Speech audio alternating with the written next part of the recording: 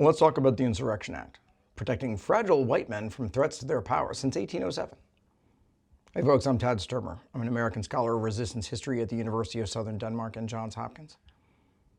In 1807, Thomas Jefferson, that champion of limited government and critic of executive power and tyranny, he signed a law giving presidents nearly unlimited authority to deploy military force against American citizens.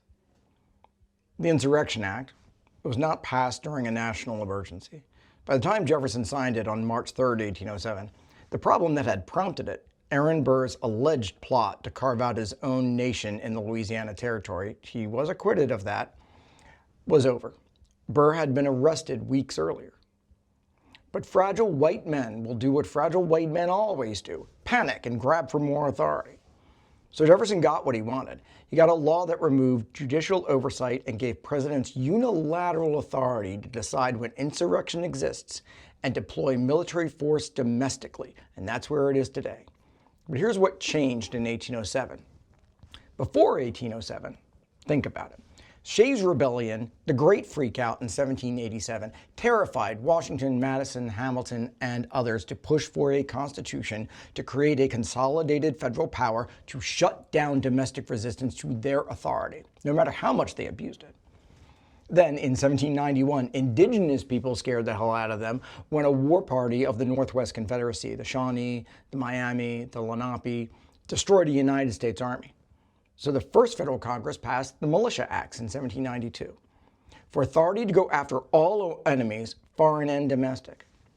So part of that was the Calling Forth Act, which allowed presidents to call up militia to suppress insurrection, but only after a federal judge certified that ordinary law enforcement couldn't handle the situation. Judicial review beforehand was required. Its first use? Putting down American resistance, of course. This time, farmers in Pennsylvania resisting an unfair tax on whiskey.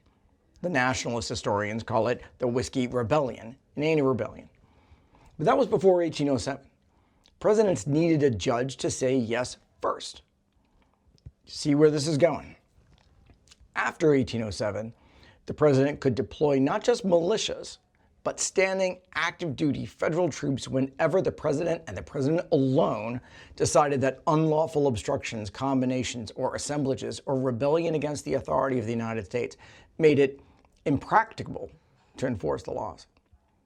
No judge, no certification, just the president making a determination based upon his own discretion. Now, Jefferson had wanted to send troops after Burr immediately in 1806, but James Madison, Jefferson's Secretary of State, told him the existing law didn't allow it. So Jefferson asked Congress to change the law, and they did. So one of the last pillars of the American Revolution was just knocked over. The executive now had unchecked military authority over American citizens. And the Supreme Court gave it its blessing in 1827. A unanimous court made it official in Martin versus Mott, determining whether the exigencies requiring military deployment have arisen is exclusively vested in the president. Translation, as if you need it, courts cannot second-guess the president when he says that insurrection exists. The Chief Justice then wrote that the president's authority must be construed liberally, and it is conclusive, his word, upon all other persons. Conclusive, unreviewable, absolute. Point getting to the interpretations of this now with courts. They would have intended judges to be able to review it. They would have kept the 1790s law intact. They didn't. They removed it. And Jefferson used his new tool within a year. He deployed troops in 1808 against Americans violating his Embargo Act on Lake Champlain. When New Englanders defied the disastrous embargo, Vermont's militia refused to turn on their neighbors. Jefferson didn't care, so he called out federal troops. And the precedent was set. The president decides what constitutes resistance to federal authority, and the president decides when to send in the military. And now we have 218 years of deployment evidence. Since 1807, presidents have invoked the Insurrection Act over 30 times. Against Native Americans, Jackson, Van Buren, Pierce, Grant, they all used it to crush indigenous resistance and land theft. Against labor movements, Hayes deployed troops against railroad workers in 1877. Cleveland used it against Pullman strikers in 1894. Harding against coal miners in 1921. And Truman against railroad workers in 1946. every major labor resistance met federal troops justified by the Insurrection Act. And against black Americans, repeatedly, this is a through line in American history. Federal troops occupied the South during Reconstruction under the Act's authority, right? But after 1877, it was turned against black communities themselves, deployed to restore order after white mobs attacked black neighborhoods, with the troops inevitably siding with, you guessed it, the white mobs. But briefly, for civil rights. Under the radical Republicans in the 1870s, it was used to suppress the Ku Klux Klan then. But then a big gap until Eisenhower used it to send troops to Little Rock in 1957. JFK used it at Ole Miss in 1962 and Alabama in 1963. LBJ deployed it to protect the Selma marchers in 1965. So for a brief moment, the tool was turned against white supremacists rather than in service of them. And then against other black uprisings more recently. LBJ sent troops to Detroit in 1967. Bush Sr. deployed them to Los Angeles after the Rodney King verdict in 1992. I was in college in LA at the time. And then it returned to its traditional role, protecting white property and order from black rage and injustice. Each use normalized the next. Each deployment made military occupation of American communities seem more routine, more acceptable, tougher to oppose, much less question. But notice what's missing in all that. Any requirement for congressional approval, any judicial review, any time limit, any geographic restriction.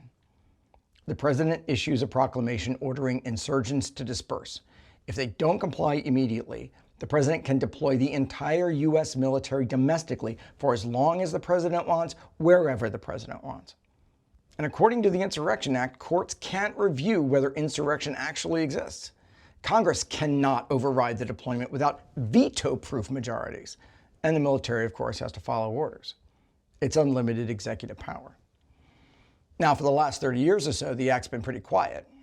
Then came the murder of George Floyd. There were calls then for Trump to invoke the Insurrection Act. But then his defense secretary, we used to have a Department of Defense, and the Joint Chiefs chair talked him out of it, barely. On January 6, 2021, Trump wanted to invoke the Insurrection Act to stop Congress from certifying Biden's victory.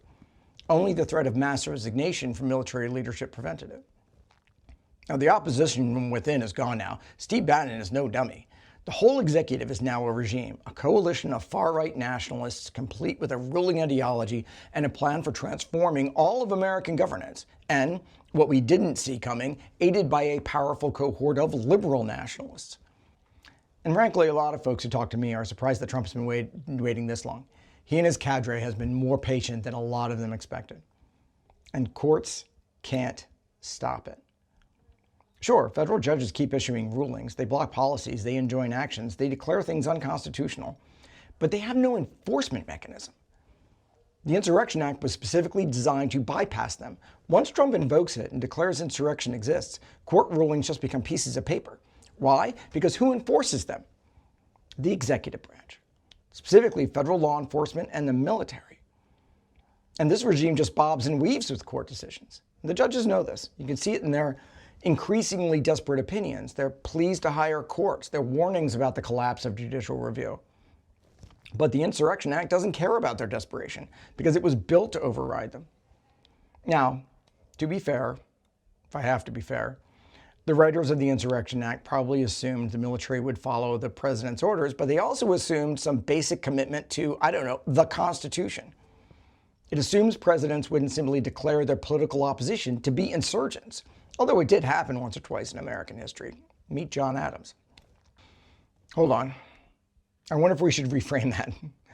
I think it assumes the presidents wouldn't use the Insurrection Act against white people like them. Go get your pearls now, because it's clutching season. As the reality of all those assumptions are getting resolved in ways no one saw coming, except for every black American for whom it's a day ending in a Y. The act gives the president the authority.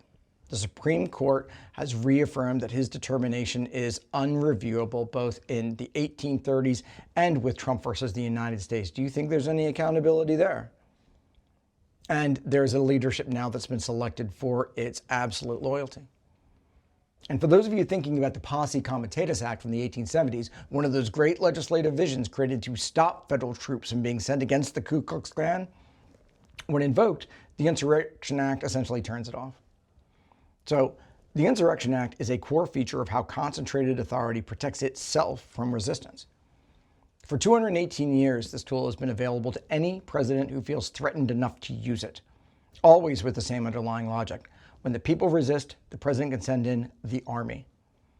Trump might use the tool exactly as Washington wanted it, as Jefferson designed it, as the Supreme Court blessed it, as dozens of presidents have deployed it, because of what the founders intended for it to do.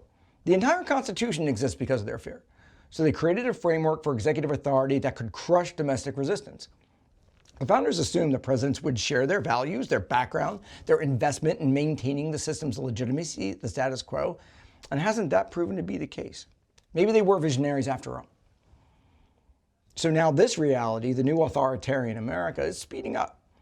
The infrastructure of repression is being assembled methodically, legally, using tools the founders created for the purposes that they intended. But here's what they never understood and what people never learn.